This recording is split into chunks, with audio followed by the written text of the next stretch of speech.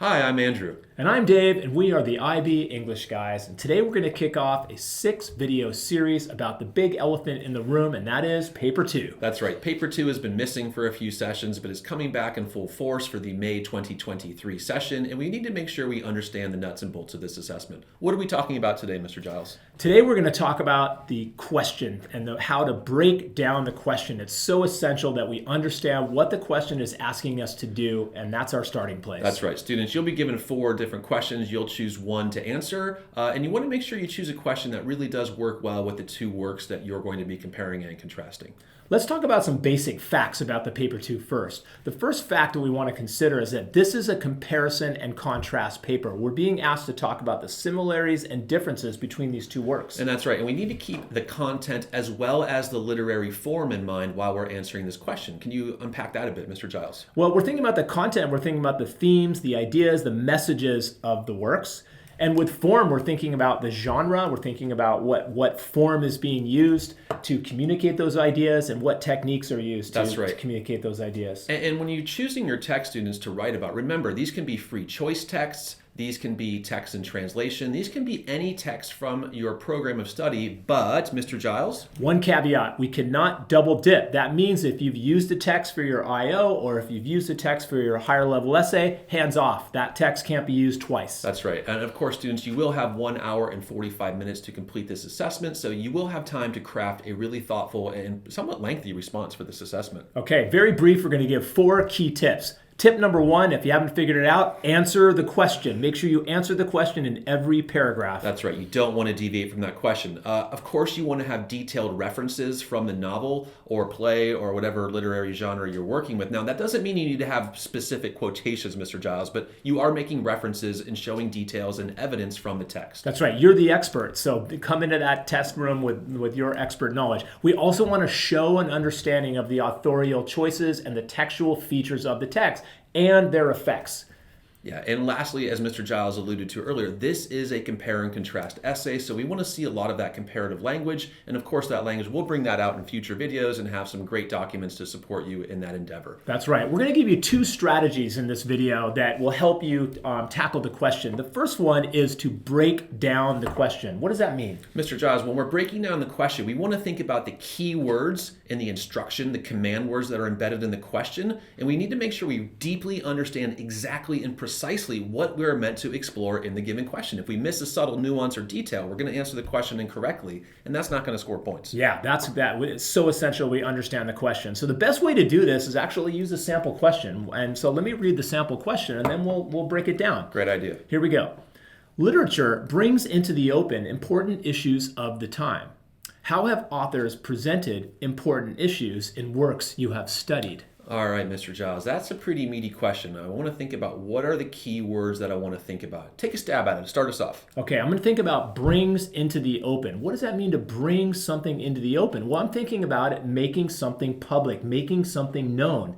Those ideas might be something kind of difficult topics to explore or something that's hidden or taboo. Great. Another key word that we might want to think about unpacking is that idea of important issues. That's kind of a vague term, Mr. Giles. So we want to think about what are these important issues? What are these things that matter to society? Are they thematic in nature? Are they other messages that the author meant to convey? But what are those key and critical important issues that make up the essence of the text? That's right. We're also thinking about of the time. We got to remember that time and place is one of our areas of explorations. We're thinking about these issues that were important at the time the play was written, at the time the play was produced, but it could also be of the time right now. That's exactly right. You can really, as a student, you can define the time period that you want to talk about. It gives you incredible leverage. And lastly, we see that word presented. How are authors presenting? That might force you to think about characters. It might ask you to think about climax. It might other dramatic events, dramatic features. So how is the author using craft to present those thematic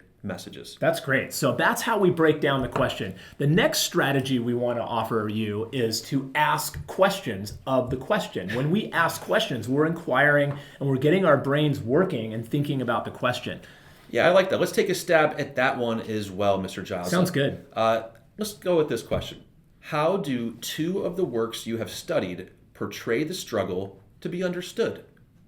Okay. How do 2 works you've study portray the struggle to be understood. All right, Mr. Giles, let's ask some questions. Okay, first thing I want to think about is who is struggling to be understood? Is it characters struggling to be understood, or could it be the author struggling to be understood? Yeah, that's really interesting. Also, we want to think about, what is this main message that is meant to be understood? What are we meant to glean from this text? So we want to think about, again, going back to that idea of theme. What is the author talking about in terms of what he wants or she wants to be understood? Ooh, sounds like you're getting to the heart of the text. I like that. Sounds like it, yeah. Okay, we want to also think about, well, understood by whom? Who is actually the receiver? So we're thinking about, is it characters being understood by other characters, or could it be the author trying to be understood by the reader? And we're also thinking about this struggle to be understood. Is this connected to a major conflict of the play or of the text itself? And I think that's important. Yeah, what do you say? Do you want to go for one more, Mr. Giles? Let's do one more. Yeah, That I think sounds good. The more practice, the better. I'll read the question. Discuss how two works you have studied present concepts of good and bad, not as absolute notions, but as a matter of individual perception. Mr. Giles, that's a hard question. That's right. a tough one. That has some TOK echoes in it. It does. We're thinking about ethics. We're thinking about this idea of good and bad and how it's explored. So the first thing I might ask is, how can I actually define good and bad in the two works I've studied? Yeah, that might be something you want to put in your introduction, giving some definitions of these key terms. I think that's always a good move for students.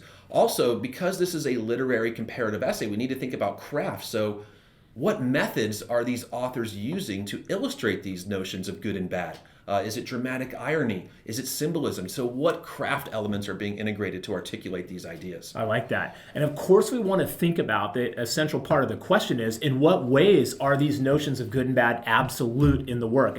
In what way are they just hard and fast, absolute good and bad, like without exception? That's right, because the second part of the question is perhaps these are just matters of individual perception. That could be individual perceptions of characters. It could be individual perceptions as you as a reader or others as a reader. So a lot to think about as we question the question in this case. That's great. We want to think about, are there forces besides characters that represent good and bad? Maybe it's the government. Maybe it's something about nature or society. We're thinking about not just people and characters, but other forces that could be perceived as being good or bad. Yeah, students, I think the main takeaway here is that once you select your question, you really want to think about what are those key terms that need to be defined, and what are some questions that you can ask of the question to reach those pockets of depth and understanding that you need to compare and contrast throughout your paper. The best thing you can also do is to keep practicing this on a variety of questions so you get your brain working and thinking about, how do I tackle these questions and how can I explore these questions, and going through that process is so critical. Yeah, I've seen on social media you guys have loads and loads of question banks. I think that's Mr. Giles is right. Just take some questions and practice this activity. So when you get to the actual May 2023 exam,